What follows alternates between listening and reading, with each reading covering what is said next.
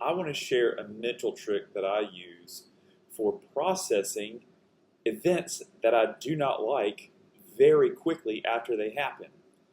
That comes from a lifetime of having traumatic events that I did not process, but now I've came to the point of healing where I've learned how to process them and I've created my own system to go ahead and step through situations that no want, no like, but life presents stuff that is really tough. But I have figured out a way to immediately, within 24 hours, take that memory, file it away properly, and not have to worry about it. And here is the way I deal with that. The last video I touched on this a little bit, but in this video I want to go in more detail, but make it a shorter video about this memory processing application. That's the best way I can frame it. Here's what I do. When I go into a situation that I do not like, I go into just nice guy mode. I'm just going to act dumb. I'm going to have a large vocabulary. I'm going to engage with people, but I'm just not going to give a crap whatsoever.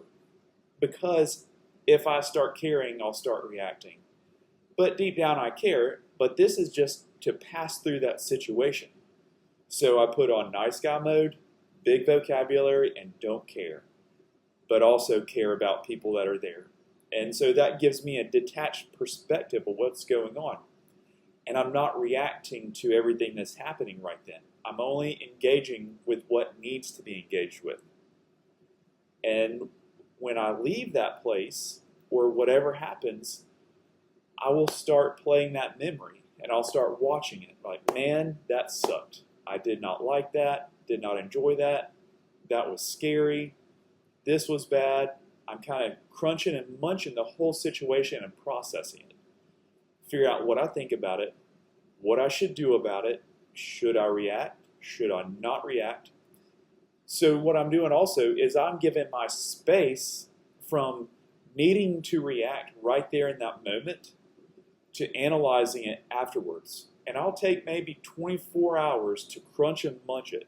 And I will go over it, replay it, analyze it, and I'll extrapolate everything that I need to from the situation. Then what I do is to get this thing filed away, because if I don't file it away, it's going to come back up and it's going to eat at me and eat at me.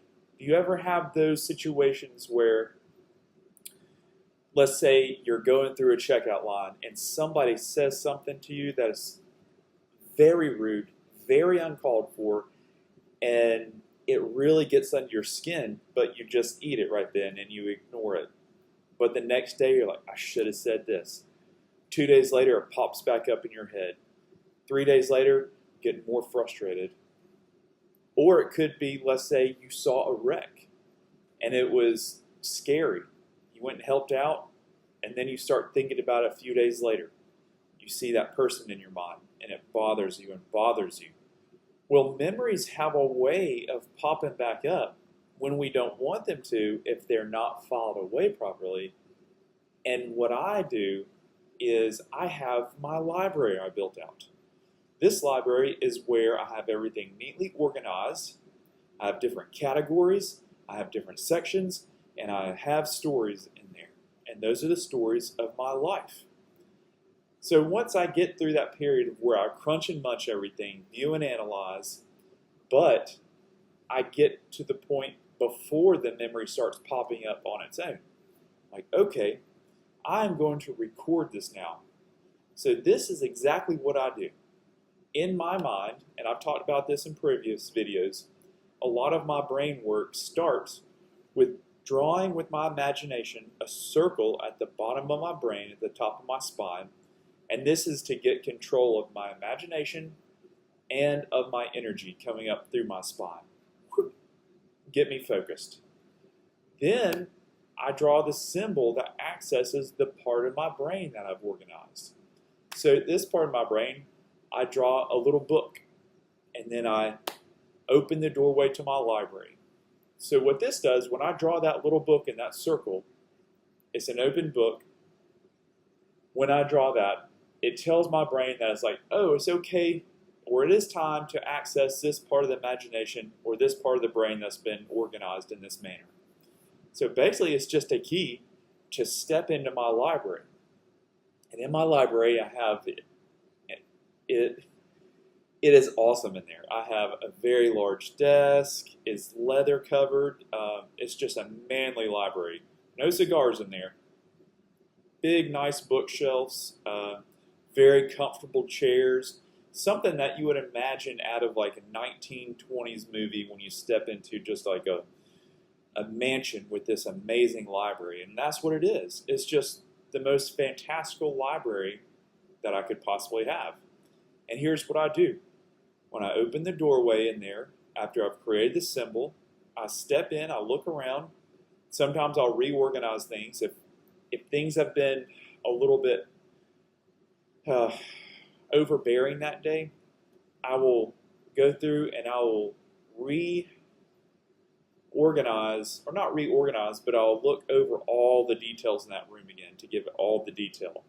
And this really gets me ready to pull that memory out and to start recording it in my way.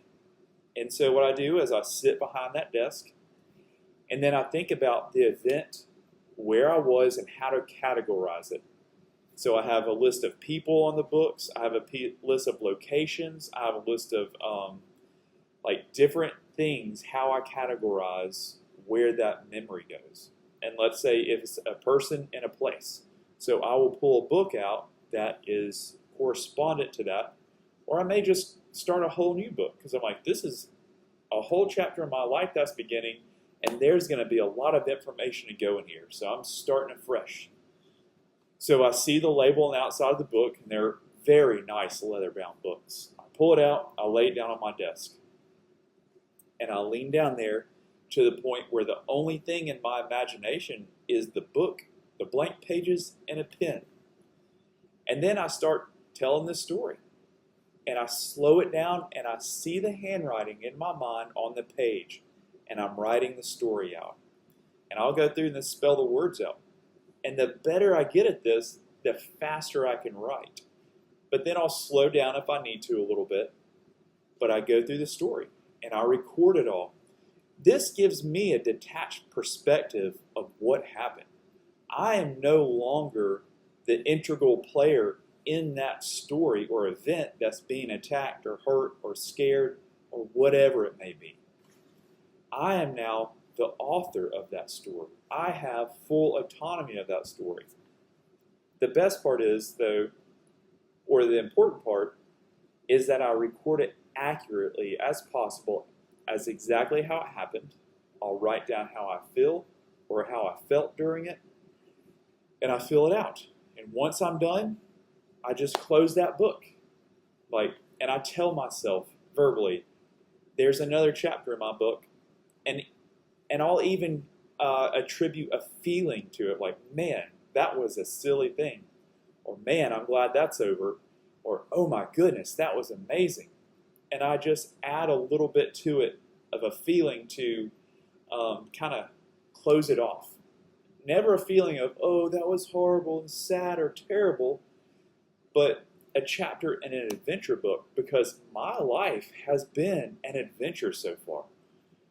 Everything I've been through is literally an adventure, and it's been amazing. So now I just record it the same way as just another chapter in my adventure. Once I finish writing it, and I kind of wrap it up with that feeling and encapsulate it of how I feel about that particular story, I close it up, I put it back on the bookshelf, and then I'll leave the library. And that's it.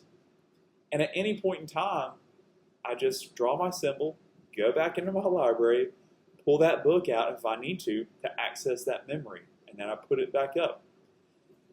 This gives me such a detached manner to view the memories, because it's far more logical to view a memory in a detached manner. In a detached manner, because I'm not right there triggering a marker in the brain for a sympathetic response from my nervous system. My body knows now that, in my mind, It's like looking at a book as being read, because there's so many times here in the real world I've read a book, and when I read the book, I don't get scared or worried or just have any type of physical responses. I may have feelings of like, if that's neat, that's cool, but never any these overwhelming feelings of an actual life event.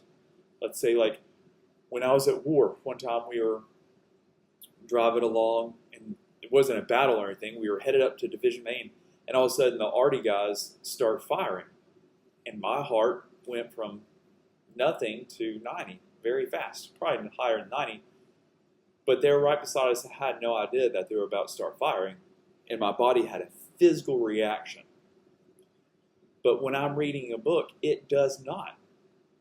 So when I put that story down on paper in my mind now knows this is a story of the past. I don't have to react to it. I don't have to be scared of it. I don't have to have any responses, because I'm fully in control of when I access that story. My left foot is asleep. You're welcome. I'm glad you asked. And with that development, that took, I don't know, 3 or 4 months to develop that, and then a few more months to start implementing it. But when I did, I noticed the power of it, just the power of storytelling to myself, to the point where I started building on that.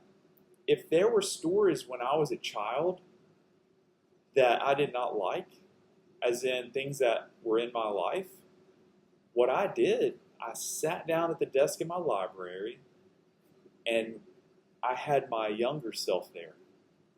And I'm sitting there as an adult reading this book of this story with that younger child. And when you're reading a book with a child and you're an adult, you can talk them through it. You can ask them if they want to skip pages. You can explain things to them and help them understand. But it's just words on a page. And when I do that, it detaches myself from that story of being a painful memory and event that I'm in to part of my adventure. And I'm able to almost go into the past and be a guide for myself in that story. And it's almost like wrapping the past, present, and future together. And it creates healing, because I'm the father figure I never had in my library.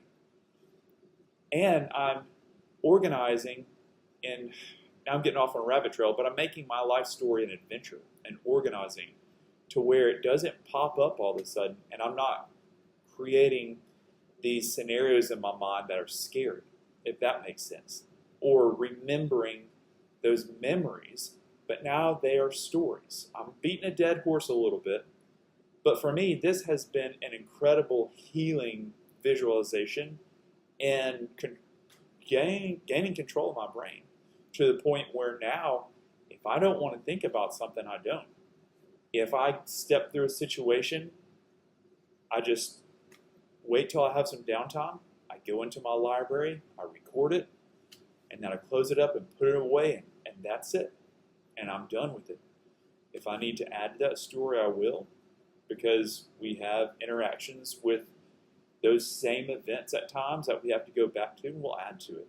But if not, and when I say we, I'm talking about other people that might try this process. It's very helpful. I like it, and I wanted to share that. And I think in the next few videos, I'll share a few more mental tips that I use to organize my brain, gain control of the energy, and gain control of the access to the stories. Because when we're right here in reality, we don't need to be thinking about our story that happened 5-10 years ago. We need to be plugged in right now. We need to be reacting, responding, and planning appropriately. If we are stuck in the past, we will react as an old version of ourselves.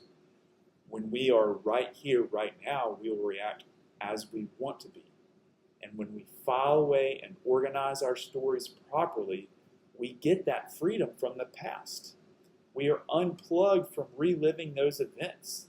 And then we have access to read those stories in a detached manner and add to our adventures. The end. I hope that helps, and I'm glad I got to share that with you.